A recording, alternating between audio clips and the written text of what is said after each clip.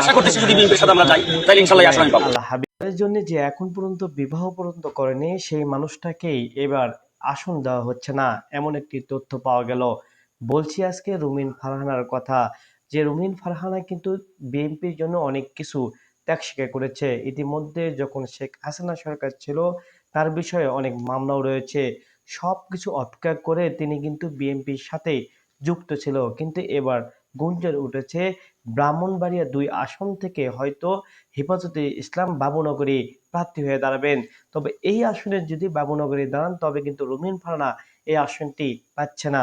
যে আসনটি পাওয়ার জন্য রুমিন ফারহানা বিবাহ পর্যন্ত করেনি সেই আসনটি তবে কি বাবুনগরী দখল করে যাবে না? আসনে ধানা শেষে প্রার্থী হচ্ছেন জুনায়েদ আল হাবিব। আন্তর্জাতিক বিষয়ক সম্পাদক ব্যারিস্টার রুমিন ফারহানা আসন ব্রাহ্মণবাড়িয়া ২ এ ধানের শীষে প্রার্থী হতে পারেন মৌলানা জুনায়েদ আল হাবিব।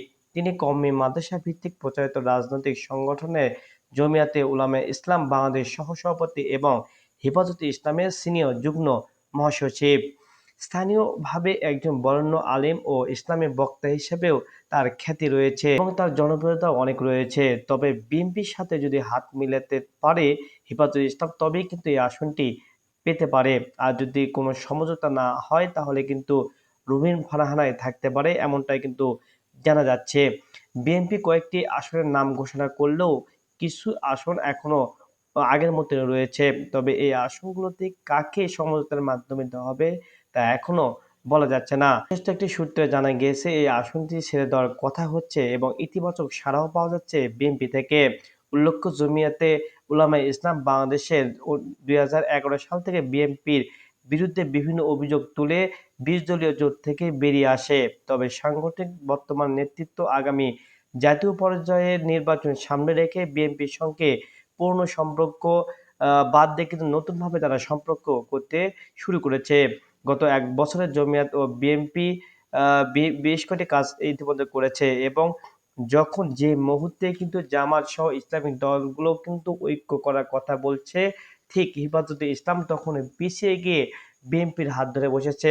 এখানে অনেকে বলছে যে হেফাজতে ইসলাম নেতৃবৃন্দ যারা রয়েছে তারা দুনিয়ার কিছু লোভের জন্যই এই ইসলামের ঐক্য যে হয়েছে তার কিন্তু ডাকে কিন্তু তারা ইতিমধ্যে সাড়া দেয়নি। তবে এই সাড়া দেওয়া উচিত ছিল। তবে হেফাজতের আমির ইতিমধ্যে বলেছে যে জামাতের আকীদাগত সমস্যার কথা ইতিমধ্যে তারা তুলে ধরেছে। শুধু সাধারণ মানুষ না, কিছু আলেমও ইতিমধ্যে বলেছে যে যেহেতু এখন ঐক্যের ডাক দেওয়া হয়েছে সুতরাং কিছু আকীদাগত যদি সমস্যা হয়ে থাকে তাহলে সেটাকে একটু এই মুহূর্তে একটু রেখে ঐক্য ডাক দিয়ে তারপরে নির্বাচন হওয়ার পরে তারপরে সেই সব যেসব আকীদাগত সমস্যা রয়েছে, ব্যক্তিগত সমস্যা রয়েছে সেই সমস্যাগুলো সমাধান করা যেতে পারে।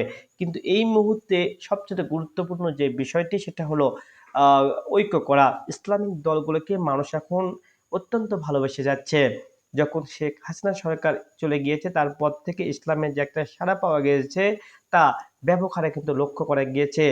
বিএনপি দেখেছি আমরা বিভিন্ন কাজ করেছে যার জন্য যারা বিএনপি করতে ইতিমধ্যে কিন্তু জামাতের সাথে যুক্ত হয়েছে এবং তারা বলছে যদি আমরা বিএনপির সাথে থাকি তাহলে হয়তো আমাদের যে নাম সুনাম রয়েছে তা হয়তো থাকবে না।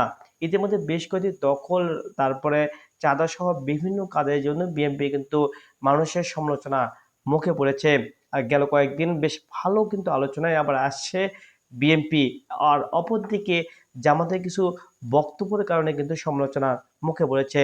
তারেক রহমানের কিছু সমালোচনার মুখ রয়েছে, অপরদিকে কিন্তু আমির হামজার কিন্তু সমালোচনার মুখ রয়েছে। এসব নেতাদের কারণে আবারও সেই সমালোচনার মুখে পড়তে যাচ্ছে জামাত। এ থেকে যদি বেরিয়ে আসতে হয় তাহলে এইসব কথা বাদ দিয়ে শুধুমাত্র দিনের কথা বলা লাগবে এবং যেখানে জামাতের সমাবেশ হবে ঠিক সেই মুহূর্তে জরুরি যে কথা যেগুলো কথা রয়েছে শুধু সেগুলো কথাই বলা উত্তম হবে। তাহলেই হয়তো যে জামাতের যে এখন সমালোচনা রয়েছে তা হয়তো খুব শীঘ্রই হয়তো বেরিয়ে আসতে পারবে। তা না হলে হয়তো এই হেফাজতে ইসলাম এবং বিএনপি এবং তার অঙ্গ সংগঠন যেগুলো রয়েছে তারা কিন্তু মাথাচাড়া দিবে এবং তারা সেই আসনগুলো কিন্তু দখল করে নেবে। কুষ্টি আসন থেকে যেমন রয়েছে আহ আমির হামজা রয়েছে কিন্তু বিপরীত দল কিন্তু বিএনপি রয়েছে। যদি এইভাবে আমির হামজা যদি কথা বলতে থাকে তাহলে হয়তো তার ভাগ্যটা তেমন একটা ভালো যাবে না বলে মনে হচ্ছে।